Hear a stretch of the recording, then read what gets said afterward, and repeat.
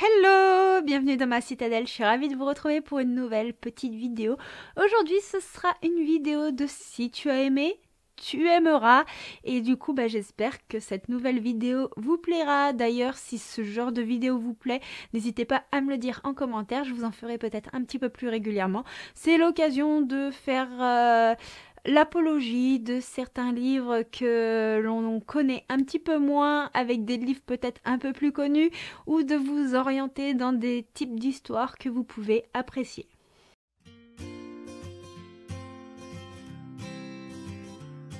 Je vais commencer avec Si tu as aimé Le secret de Lomé de Alexiane Delis. D'ailleurs ça marche aussi pour Les Ailes d'Émeraude, une autre saga très connue de l'auteur.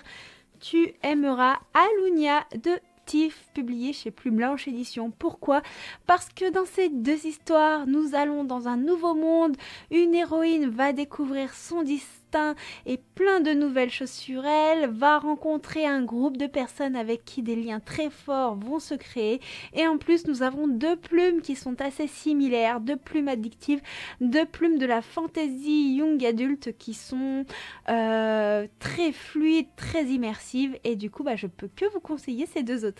On va partir dans des thématiques un peu plus sombres avec Si tu as aimé Calliope de Coconan. Ici c'est l'ancienne couverture, mais je vous mets très brièvement la nouvelle couverture juste ici. La nouvelle couverture est chez Black Ink Edition parce que l'autrice a été rééditée là-bas. Donc si tu as aimé Calliope, tu aimeras Lune Ardente de Morgane Rugraff. Alors attention, Lune Ardente est quand même un peu plus sombre que Calliope, mais dans les deux cas, on a une princesse qui va épouser le prince ennemi pour sauver son royaume. Dans les deux cas, on a des princesses qui se battent pour le droit des femmes et on a des royaumes aux mœurs plus que douteuses. Et voilà, ici nous sommes plus dans un monde fantasy dystopique et ici dans un monde fantasy avec une petite mythologie des astres. C'est la petite différence, mais le concept est très similaire. Si tu as aimé Quoi qu'ils en disent de Noé Bidani, tu aimeras Signer Love de Claire Smith et Juliette Pierce. Alors, nous sommes dans deux romances avec une thématique bien particulière, la différence d'âge. La seule petite différence, c'est qu'ici l'héroïne n'est pas tout à fait majeure. Ici l'héroïne est majeure, mais nous avons quand même des différences d'âge assez conséquentes. Ici nous sommes plus dans le monde de la ferme avec un papa célibataire et une héroïne qui vient dans la maison de campagne pour les vacances, pour réviser, pour se recentrer sur elle-même suite au désir de ses parents. Mais la différence d'âge va faire que ça va être compliqué et l'héroïne va tout faire pour faire plier et craquer ce fermier, papa d'une petite fille, pour lui montrer qu'elle est bien plus mature qu'il n'y paraît. Et ici nous sommes avec Darren qui a un empire et qui est quasiment millionnaire, Darren qui vit seule, Darren qui a un passé assez trouble, et une jeune fille qui recueille, et cette jeune fille qui recueille, elle a plus de 16 ans, elle est pas très loin de la majorité, et elle va craquer sur ce beau et mystérieux nouveau tuteur qu'elle va avoir suite au décès de sa mère. Mais Darren, lui, ne veut absolument pas craquer. Elle n'est pas encore majeure et elle va tout faire pour le faire plier. Donc on est dans des romances assez similaires. Celle-ci est quand même beaucoup plus sombre du fait de thématiques très très fortes. Mais nous sommes toujours sur une thématique assez commune de la différence d'âge. Si tu as aimé Rose éternelle de Ophélie Duchemin, tu aimeras Un sorcier noir et éternel de Brigitte Kemmerer. Donc, deux histoires de La Belle et la Bête réécrites. Deux histoires réécrites de façon très originale et c'est ça qui m'a plu dans ces deux livres. Ici, nous allons suivre une héroïne qui va découvrir un monde totalement différent et qui devra rompre une malédiction. Et ici, nous allons avoir une héroïne handicapée qui va être capturée capturer et qui va atterrir aussi dans un monde très différent de celui qu'elle connaît. Elle sera dans un château avec le prince et son garde et elle va découvrir une malédiction. Les deux malédictions sont semblables et très différentes à la fois. Le conte est réécrit de manière très originale, je sais pas trop comment vous les décrire sans vous spoiler, mais ces deux réécritures de contes de La Belle et la Bête font partie de mes favorites.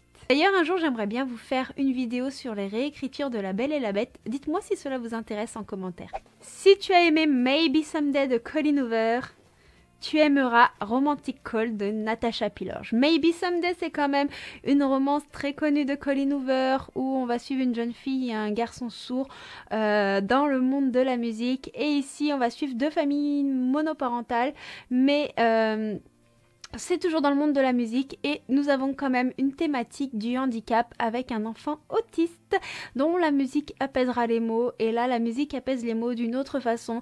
Donc deux romans avec beaucoup de douceur, deux romans qui vont parler de thématiques fortes avec le handicap, mais pas en mettant le handicap en avant dans le sens on ne peut rien faire, non, non, en mettant le handicap de façon très subtile, de montrer que c'est pas parce qu'on est handicapé qu'on ne peut pas faire certaines choses.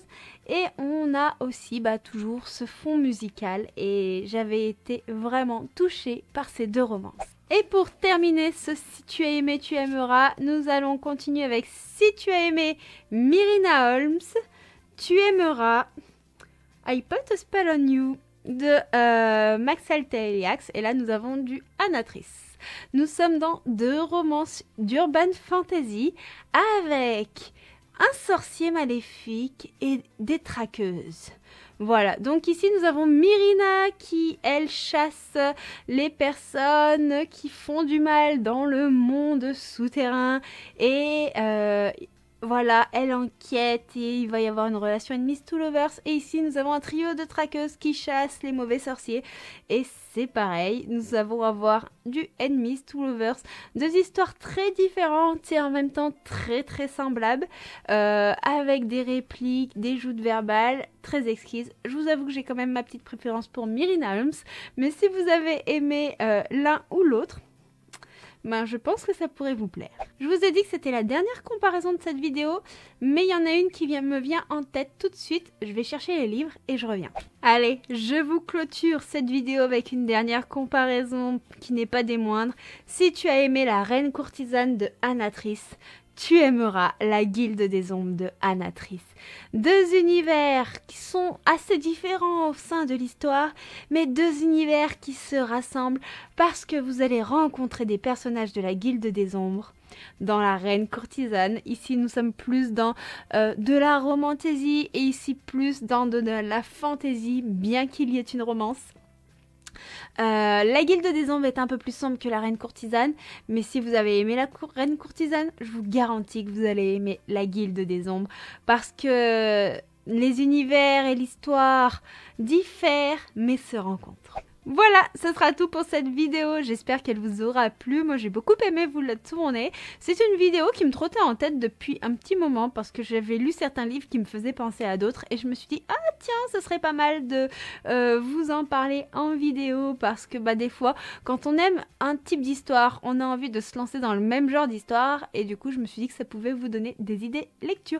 D'ailleurs n'hésitez pas à vous aussi à reprendre ce concept et marquer par exemple en commentaire des livres que vous avez aimé, très connus, avec des livres un peu moins connus par exemple, qui sont très semblables. Ça peut donner des idées lecture à tout le monde. Je vous fais plein de gros bisous et je vous dis à très bientôt pour une prochaine vidéo. Ciao ciao.